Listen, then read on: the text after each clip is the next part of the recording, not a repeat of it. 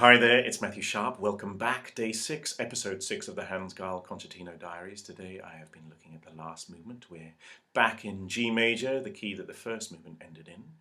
It's a gossiping, chattering, rondo-esque movement. Here is the opening theme,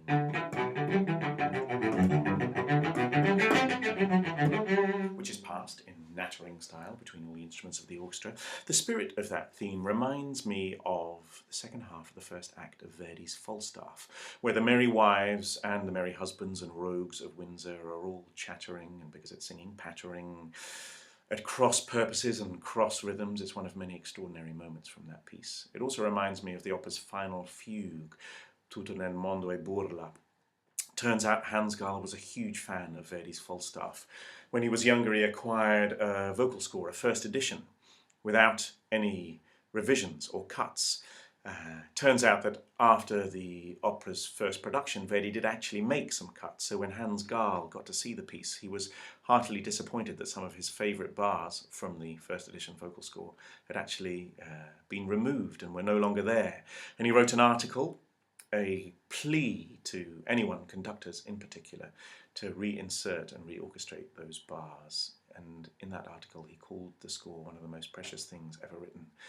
So I'm imagining that he carried the spirit of that score with him wherever he went, and perhaps some of that spirit has found its way into the last movement of this concertino. Talking of those kinds of influences, I was having, in a kind of late night sleep-deprived delusional way, a little thought about an alternative opening to this movement inspired by Hans Gaal's time in Scotland.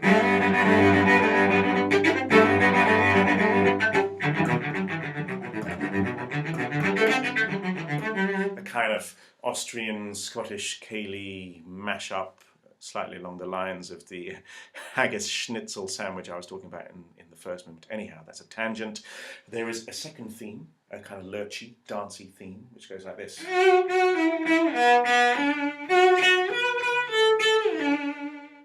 With some strong 2 and 4 accompaniment, and a quirky chromatic underscoring in the middle strings, which goes like this.